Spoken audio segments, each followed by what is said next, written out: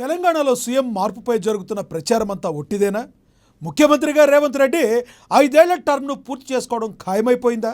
సీఎంగా రేవంత్ పనితీరుపై Gandhi family full ఫిదా అయిందా? ఈ విషయంలో ముఖ్యమంత్రిని మార్చవద్దని కాంగ్రెస్ హైకమాండ్ క్లారిటీతో ఉందా? రాష్ట్ర కాంగ్రెస్ పెద్దలకు, సీనియర్ నేతలకు దీనిపైన స్పష్టమైన సిగ్నల్స్ అందాయా అంటే అవుననే సమాధానమిస్తుంది. అదేంటో ఇప్పుడు చూద్దాం. మూడు రంగుల జెండా బట్టి సింగమోలే కదిలినాడు ఒక్కరో కాంగ్రెస్ సూర్యుడు మన రేవంత్ అన్న నిగ్గదీసి అడిగే మునగాడు. అసెంబ్లీ ఎన్నికలకు ముందు తెలంగాణలో కాంగ్రెస్ పరిస్థితి గురించి ప్రత్యేకంగా చెప్పాల్సిన పని లేదు. తెలంగాణలో కేసీఆర్ ను కొట్టే దమ్ము ధైర్యం ఉన్న అనితర సాధ్యుడు ఎవరా అని ఆలోచిస్తుండగా కాంగ్రెస్ హైకమాండ్ అనూహ్యంగా రేవంత్ రెడ్డిని తెరపైకి తీసుకొచ్చింది. అప్పట్లో రేవంత్ రెడ్డికి ఏకంగా పీసీసీ చీఫ్ పదవి ఇచ్చి ప్రోత్సహించారు పార్టీ పెద్దలు. దీంతో అప్పటిదాకా ఒక లెక్క, రేవంత్ పీసీసీ చీఫ్ అయ్యాక మరో లెక్క అన్నట్లుగా నాడు కాంగ్రెస్లో జోష్ ఒక్కసారిగా పెరిగిపోయింది. నిజం చెప్పాలంటే రేవంత్ రెడ్డి పీసీసీ పగ్గాలు చేపట్టిన సమయంలో హస్తం పార్టీ కష్టకాలంలో ఉంది. కానీ ఆయన వచ్చాక పరిస్థితి ఒక్కసారిగా మారిపోయింది. అప్పటిదాకా రేసులో లేని హస్తం పార్టీ 1000 ఏనుగుల బలాన్ని సమీకరించుకుని దూసుకుపోయింది. కేసీఆర్ లాంటి కొండను ఢీకొట్టి తెలంగాణలో కాంగ్రెస్ను అధికారంలోకి తీసుకురావడంలో నాటి పీసీసీ చీఫ్గా రేవంత్ రెడ్డి ఎంతో కష్టపడ్డారు. దానికి అద్భుతమైన ఫలితం రానే వచ్చింది. అందుకే రేవంత్ రెడ్డిని ముఖ్యమంత్రి పీఠంపై కూర్చోబెట్టి సముచిత గౌరవాన్ని ఇచ్చారు కాంగ్రెస్ పెద్దలు.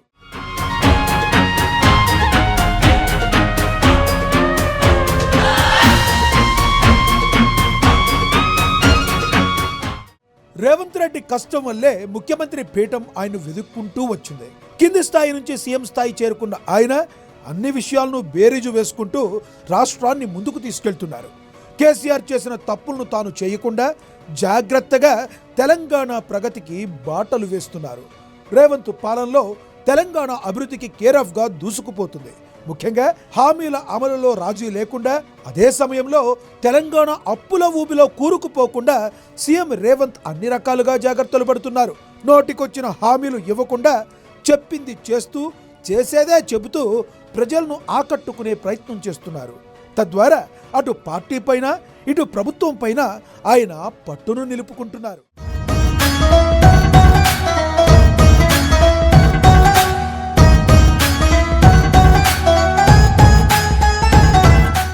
రేవంత్ పాలన అంచనాలకు మించి సక్సెస్ అవడంతో ప్రతిపక్షాలు ఆయనపై బురద జల్లే ప్రయత్నం చేస్తున్నాయి.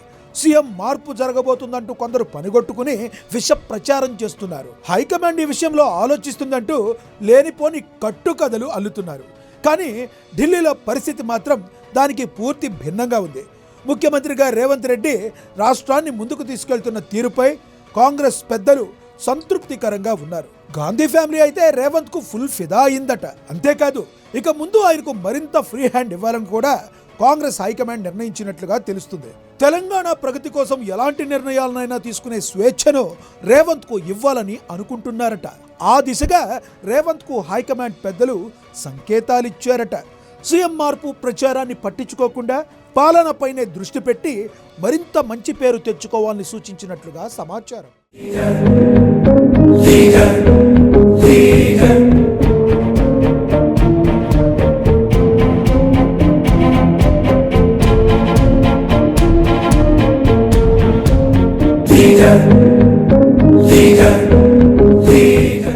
ప్రస్తుత పరిణామాలను బట్టి చూస్తే తెలంగాణలో సీఎం మార్పు ఎట్టి పరిస్థితుల్లోనూ ఉండదని తెలుస్తుంది. అంతేకాదు, ముఖ్యమంత్రిగా రేవంత్ రెడ్డి తన 5 ఏళ్ల టర్మ్ను పూర్తి చేసుకోవడం ఖాయమని బయట టాక్. సీఎం కుర్చీ విషయంలో ఇక ఆయనకు ఎలాంటి డిస్టర్బెన్స్ ఉండబోదని సమాచారం. ఢిల్లీ పెద్దలు దీనిపై కాంగ్రెస్ నేతలు, సీనియర్ మంత్రులకు కూడా క్లారిటీ ఇచ్చినట్లుగా ప్రచారం జరుగుతుంది. సీఎం మార్పు ప్రచారాన్ని నమ్మకుండా ముందు పాలనపై దృష్టి సారించాలని సూచించినట్లు తెలుస్తుంది.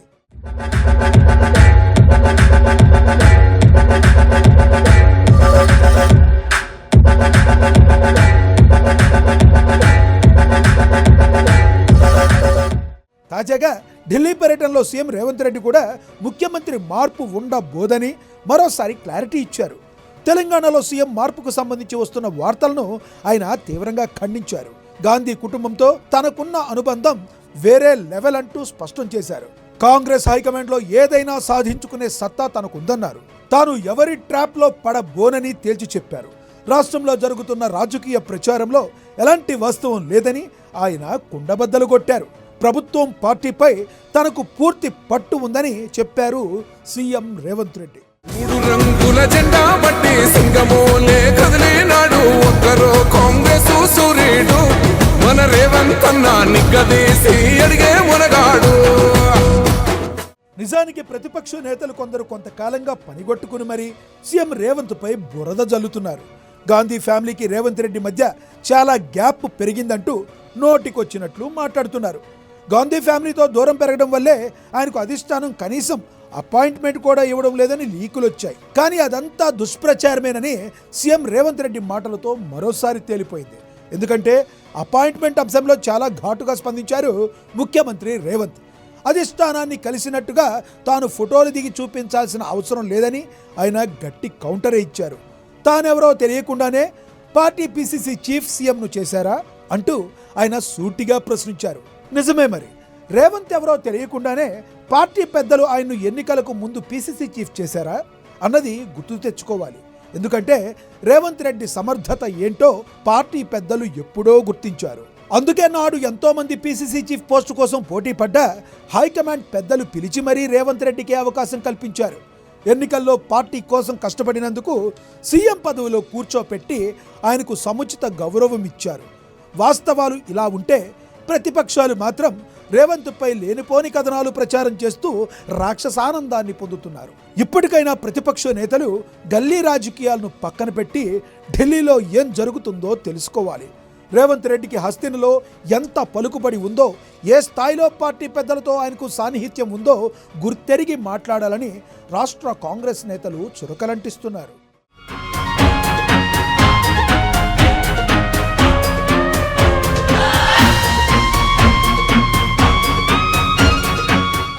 ఎవరు ఒప్పుకున్నా ఒప్పుకోకపోయినా తెలంగాణ కాంగ్రెస్కు కొత్త ఊపిరులూదిన ఘనత సీఎం రేవంత్ రెడ్డిదే.